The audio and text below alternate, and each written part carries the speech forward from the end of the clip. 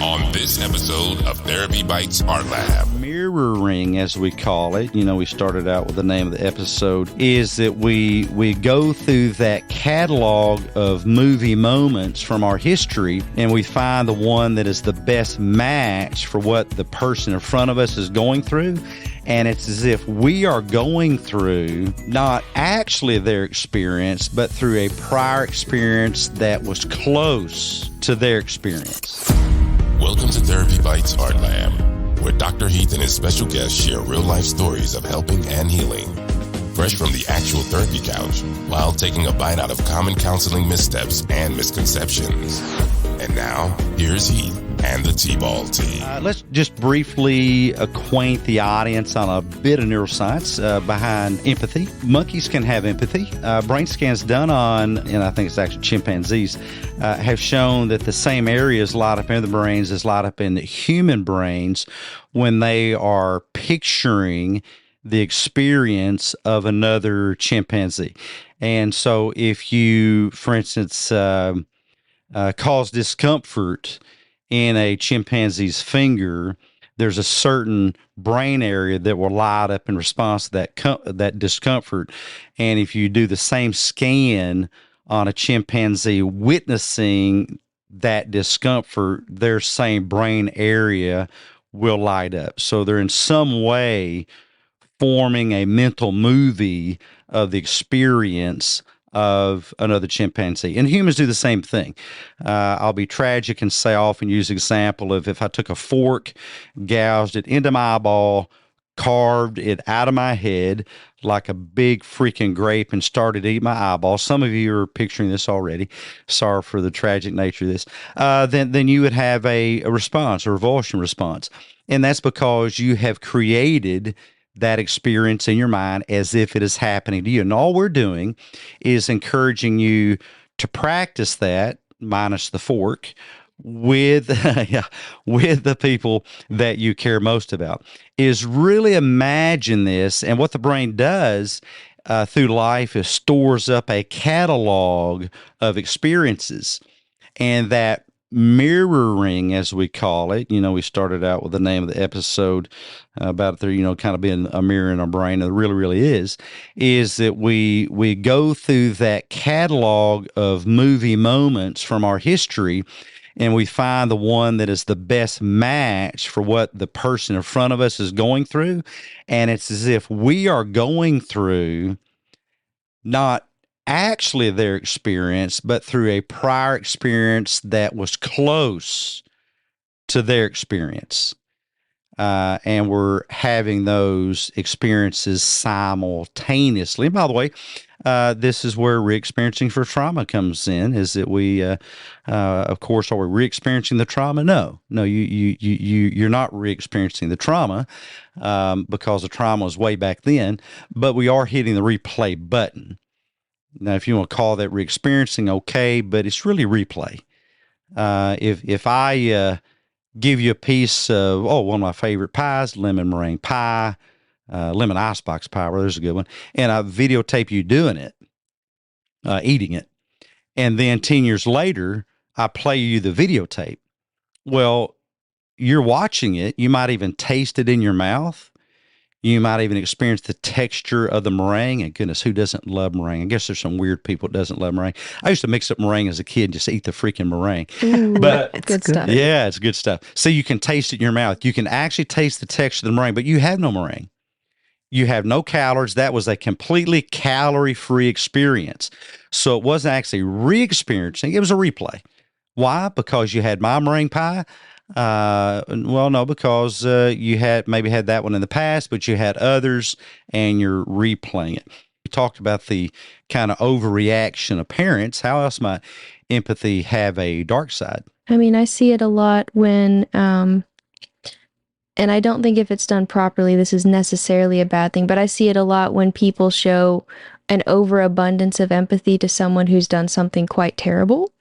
And they try to explain away what that person has done. So if they've, done something bad to a child, or if they've killed someone and they're like, oh, well, it was just their background. It was this horrible thing that happened to them. And it's like, yes, if I'm working with that person, I am going to try to have empathy. But if we overdo it and we start to take things out of context and all that kind of stuff, we could actually, unfortunately, encourage that kind of behavior instead of taking a step back and being like, yes, this is terrible what happened to that person in their past, but they still had, they still made the decision that they made currently that was an unhealthy, unwise decision. I agree. Is that kind of, yeah. I have a phrase, the ticket you bought, and we each ride the train of life based on the ticket we bought. And many things in life, the ticket can't be unbought, and you can't reverse the train ride. So if you've done something that is, horrible, I am sorry, here's sympathy for the situation that you're currently in. And I really am. I don't enjoy seeing anybody suffering from anything. I'm not one that, if they hurt me, let's make them suffer. That's just, I'd have a hard time sleeping at night. I'm not a vengeful person. But if you did something, then this is the price you pay. And if it's jail, price you pay. If it is accountability to a spouse and them, having you on, and we don't have an affiliate agreement with Life 360, but having them on Life 360 and they can see your little pin drop wherever you go, hey, ticket you bought. If they want to look at your phone, hey, ticket you bought. And what's that called? That's called proof. There are things that happen that you pay for through measures that you don't particularly prefer, but that's a ticket you bought. The Therapy Bites podcast is HIPAA compliant. No identifying patient information will be disclosed by Therapy Bites podcast hosts or Therapy Bites podcast guests without permission from patients or guardians. All personal stories are de-identified in order to comply with HIPAA, the NASW Code of Ethics, and the ethical principles of psychologists and code of conduct. Fresh from the therapy couch and from the deep dark recesses, stories may involve exploding preconceived notions and topics uncomfortable to underthinkers and small farm animals. Audience discretion and duct taping your head for safety is advised. Concrete-headed Kool-Aid drinking humans assume all risks associated with any possibility of choking to death on the accurate, realistic thoughts presented in the art lab. This is natural selection, and Therapy Bites podcast management and hosts are not responsible. I often get the question about sleep. I can't sleep. I try to go to sleep. I can't initiate sleep. I go to sleep and I don't stay asleep. And then I start asking questions about what we call sleep hygiene. What is your sleep regimen like? What time do you go to bed? How do you prepare yourself for bed? What do you do while you're in bed? And one of the greatest offenders I find is bathing the brain in blue light. Here's a good way to think of it. Look outside during the daytime and tell me what color the sky is. Oh, wow, it may be blue, you might see, if it's a nice day. Well, guess what color of light comes from your phones? Blue light. Now, the brain is heavily associated with being awake when the sky's blue. Why would you bathe your brain in the light that triggers your brain to be awake when you're trying to go to sleep? Do your brain a favor. Be brain friendly when it comes to sleep. Put up these devices that we call smartphones because they actually will do the opposite to you. Your brain during testing can actually drop a couple of IQ points just because of lack of sleep hygiene. Put away the blue light. It's only for the blue sky, and get a better night's sleep. Put your phone across the room. Put it in a drawer. Make it hard to get to. Way back before there were phones, people slept just fine without them. You can train your brain to sleep just fine without them too. Turn off the TV screens. Turn off the laptops. Turn off the smart pads. The only thing that sleep is for, well, there's really two things, but we'll talk about one of them. We'll leave one of them a secret, is sleep. Stop trying to do homework in bed. Watch your favorite Netflix shows in bed. Watch the next episode of your favorite TV show, and just program your brain to associate bed with sleep, and you'll find yourself counting sheep in no time. You're listening to Therapy Bites Art Lab, bite-sized therapy for your brain with Dr. Heath and the T-Ball team. The best advice on the net. No copay required. Full show notes and transcript of today's episode, go to therapybites.podbean.com. Here's Heath and the T-Ball team. I think the other thing Sarah's talking about, that saying the words, is often people think that empathy must be the lack of boundaries, and that's a mistake. I can have empathy for you, and there's still a boundary. I love you, but as sure as the sun rises in the east and sets in the west, this is how it will be. I have empathy, but this is the boundary. Another darker side of empathy possibly could be if someone has empathy, in other words, puts themselves in someone else's shoes and comes at it from a unhealthy, obsessed way, instead of seeing what the other person needs that helps them best, they have the thought of, well, this is what they need because I've been there and I've experienced what they're experiencing, and this is what needs to happen. And it's not effective. It's not as helpful. Yeah, if you're a clinician, it's a mistake to provide treatment as if you're providing treatment to yourself instead of the person in front of you. Their life's not your life. And I do think that there's a lot of projection that goes on in therapy. And that's why I view therapy as a very technical thing. And we are here to be good technicians. As a parent, we're here to be good technicians as a parent. And it's not to respond to a child because of all that we've gone through. And it's not to try to repair through the child everything we've gone through. It's back to what is called for here, which tool? Is it a solution-based response, which is more sympathy? I'm sorry for the suffering, but step 1, step 2, step 3, you got to do your homework. You got to get to bed. I'm sorry you're going to miss, whatever because you didn't do your homework, but now we got to get your homework done. It's solution-based.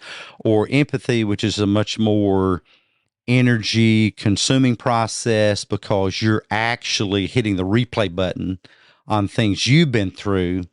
But that's only for one reason. That's only so that you can be effective in that moment with that person. It's not to deal with your stuff. Empathy is not treating your own stuff. It's experience or, replaying some of your stuff to better help you help the person in front of you. I've thought of something that may kind of go more along with the darker side of empathy. And I think that's when every time somebody shares something with us, we try to insert some of our own experience. So I think we have to be kind of sparing with when we're utilizing our own experience and make sure it's for the other person's benefit and not just, oh, well, they're talking about how they lost their grandma. Oh, yeah, I lost my grandma 5 years ago. It was so difficult. And then you go into a story about how you felt when your grandmother was lost instead of focusing on what they're actually experiencing in that moment. I don't know if y'all have experienced that. When you're trying to talk to somebody, share something that was difficult with them, and they just launch off into their own story. A quick note on how to use, everybody's living kind of a digital lifestyle these days. How do you have empathy in the digital age? And I think it works similar. Remember that the person on the other side of that digital communication is a person. You're not talking to a computer. A computer doesn't care. When I talk to Alexa, I'll ask Alexa when I'm working out to do math for me. I'll be doing a weight and I'll say, Alexa, what is 75% of, whatever? And if she doesn't hear me, I get more terse. Alexa, 75% of 50. You think I could do that in my head, but she doesn't care how terse I was. People do. And people care online. People care through text messages. And so we can actually add some softening to how we respond to text messages. I'll leave that to you on how to do it, unless you guys have some ideas.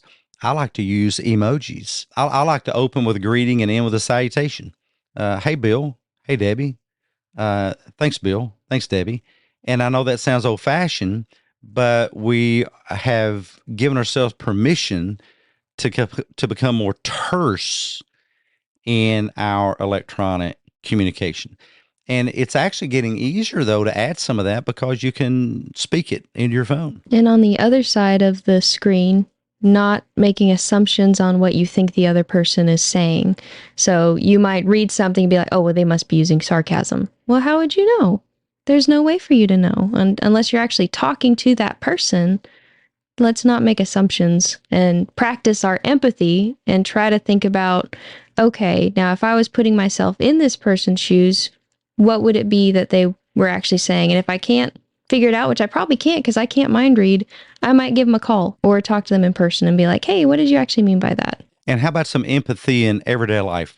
What are some key steps that our viewers, our listeners can deploy immediately after this episode, early schedule them, plan them to get better at empathy? I think a lot of people, I mean, unless you're high on psychopathy, do okay with the sympathy thing. And I know men, that's one of the major complaints I get about men is every time I go to my significant other, my spouse, whatever, I just get this, do this, do this, do this. I get some game plan. And a lot of people don't want a game plan. They actually want you to commiserate with them. And there's value in that, as we spoke earlier. But what are some ways to do that? And I would say be intentional. And what does intention mean? Intention means being mindful of what you're doing in the moment. I'm going to have this conversation, your self-talk here, and I'm actually going to connect what they're sharing with me to an earlier experience of something I may have gone through that was just as close to being difficult or as difficult. It's not a contest, but of what they're going through, and kind of put my mind in that historical place, hit the replay button on it so that I can be in the same psychological space or as close as possible with them. Go out there and try that this week. Try it with your spouse. Try it with those you care the most about. Try it with your kids. And a final note on kids, the best place to learn empathy is from you, so get better at it, so when they get older, they'll be good at it too. Thanks for joining us. We'll catch you next time. Bye, guys. Hey, T-Ballers, thanks so much for being with us today. If we brought value to your day, show us some love by leaving your positive feedback and inviting some friends to listen in and join the T-Ball team.